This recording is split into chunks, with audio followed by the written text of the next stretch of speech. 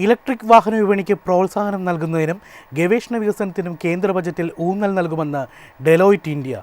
ആഭ്യന്തര ഉൽപ്പാദനം ശക്തിപ്പെടുത്തുന്നതിലും ഇറക്കുമതിയെ ആശ്രയിക്കുന്നത് കുറയ്ക്കുന്നതിലും ബജറ്റ് ശ്രദ്ധ കേന്ദ്രീകരിക്കുമെന്നും വിലയിരുത്തൽ.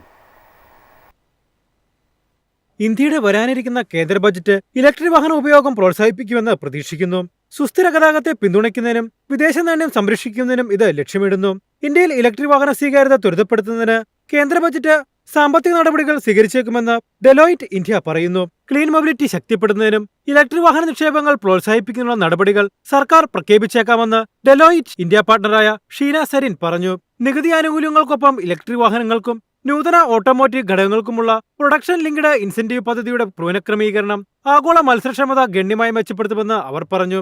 ഇറക്കുമതി ചെയ്യുന്ന സാങ്കേതികവിദ്യയിലുള്ള ആശ്രയം കുറയ്ക്കാനും ആഭ്യന്തര ഉൽപാദനത്തെ പിന്തുണയ്ക്കാനും അസംസ്കൃത എണ്ണ ഇറക്കുമതി കുറയ്ക്കാനും അതുവഴി വിദേശ നാണ്യം സംരക്ഷിക്കാനും ഇത്തരം ഇടപെടലുകൾ സഹായിക്കുമെന്നാണ് ഡെലോയിറ്റിന്റെ വിശകലനം സൂചിപ്പിക്കുന്നത്. PLI ചട്ടക്കൂടിന് കീഴിലുള്ള യോഗ്യതാ മാനദണ്ഡങ്ങൾ ലഘൂകരിക്കുന്നതിന് EV ഉൽപാദനം വർദ്ധിപ്പിക്കുന്നതിന് നിർണായകമാകുമെന്ന് സരീൻ പറഞ്ഞു.